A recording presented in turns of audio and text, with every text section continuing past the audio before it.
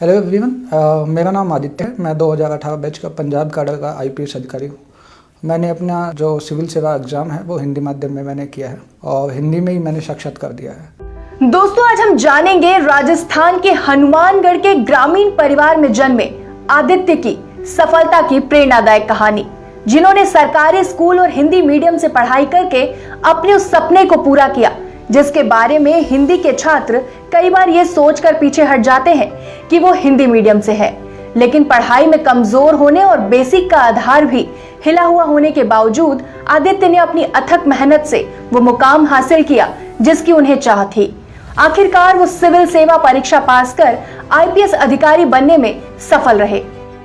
तो आइए जानते हैं उनके संघर्षपूर्ण सफर के बारे में, और हमारा ये यकीन है कि इस कहानी को सुनने के बाद आपके अंदर भी निश्चित रूप से आत्मविश्वास की अद्भुत ऊर्जा का प्रवाह होगा जो आपके लक्ष्य को पाने में आपकी मदद करेगा। संघर्ष से जीवन निखरता है, संवरता है, वह तराशा जाता है और फिर जिस सांचे में वो गढ़ा जाता है उसकी प्रशंसा करते जबान नहीं थकती। मेहनत हमें जीवन का अनुभव कराती है, सतत रूप से सक्रिय बनाती है और हमें एक आदर्श जीवन जीना सिखाती है। संघर्ष के बलबूते न केवल हम आगे बढ़ते हैं बल्कि जीवन जीने के सही अंदाज को, आनंद को अनुभव कर पाते हैं। दोस्तों, याद रखिए, जिस जीवन में संघर्ष नहीं वहां सफलता का होना नामुमकिन है और साथ ही प्रसन्नता व आनंद भी नहीं टिक पाते। आदित्य राजस्थान के ग्रामीण परिवार से हैं और उनकी अधिकतर पढ़ाई गांव के सरकारी स्कूल में हुई है और बाद में उन्होंने बीए और बीएड भादरा से किया। उनके माता पिता दोनों शिक्षक हैं। कक्षा 11वीं के बाद उनके दोस्तों और परिवार के दबाव के कारण रुचि न होते हुए भी उन्हें गणित विषय चुनना पड़ा, परंतु उनका प्रदर्शन अच्छा नहीं था और इसको देखते हुए उन्होंने आर्ट्स की दिशा में जाने का फैसला किया। और वो बताते हैं, उनके इस फैसले के लिए उन्हें अक्सर लोगों की काफी बातों को और तानों को सुनना पड़ता था, किंतु उन्होंने स्वयं के निर्णय को सही साबित करने के लिए टाउन के ही एक निजी कॉलेज से बीए किया और सिविल सर्विसेज की परीक्षा देने का फैसला किया। लेकिन सिर्फ सोच लेने मात्र से मंजिल नहीं मिल जाती। आदित्य ने तय तो कर लिया था कि करना क्या है, किंतु इस सफर की मुश्किलों को जानना अभी बाकी था।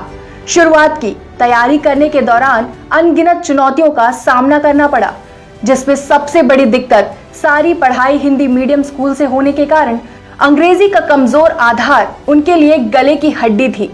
स्कूली शिक्षा में भी अधिक ध्यान न देने के कारण उनके बेसिक कमजोर थे। 2013 में पैटर्न चेंज होने के कारण हिंदी माध्यम में कंटेंट का अभाव था और इसके साथ नकारात्मकता का ये माहौल कि 2013 में हिंदी मीडियम से सबसे कम लोगों का चयन हुआ था। एक अच्छे अखबार की कमी, गांव में होने के कारण एक सही गाइडेंस का अभाव भी एक प्रमुख कारण और समस्या थी। आदित्य कहते हैं कि 2014 से पहली बार उन्होंने अंग्रेजी अखबार पढ़ना शुरू किया, तकनीक का उपयोग करना सीखा, जिनमें अनेक न्यूज पोर्टल्स और वेबसाइट थी। 2014 से 2017 तक उन्होंने 4 बार प्रयास किया, जिसमें पहली बार में ही प्रारंभिक परीक्षा में वो फेल हो गए थे, लेकिन फेल होने से उन्होंने हिम्मत नहीं हारी, अपनी कमजोरियों पर सुधार किया और दूसरी बार वो काफी उत्साहित थे क्योंकि न केवल प्रारंभिक बल्कि मुख्य परीक्षा को प्रथम प्रयास में उन्होंने पास कर लिया और इंटरव्यू तक पहुंच गए थे। परंतु फर्स्ट इंटरव्यू में अनुभव की कमी और अभ्यास न होने से बेहतर अंक नहीं मिले और अंततः असफलता हाथ लगी। तीसरे प्रयास में उन्होंने सोचा तो था कि बेहतर होगा, किंतु भाग्य को कुछ और मंजूर था। वे मुख्य परीक्षा में असफल रहे, जिसका कारण था निबंध और इतिहास में कम अंक। अंदर से निराशा और इतने मानसिक दबाव का सामना उन्होंने पहले कभी नहीं किया था।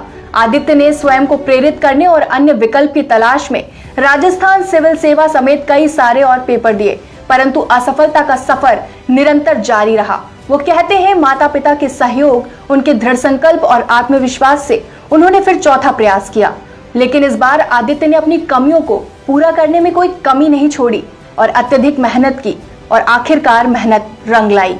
आदित्य जिस सपने के पीछे सालों से मेहनत कर रहे थे वो सपना सच हो गया।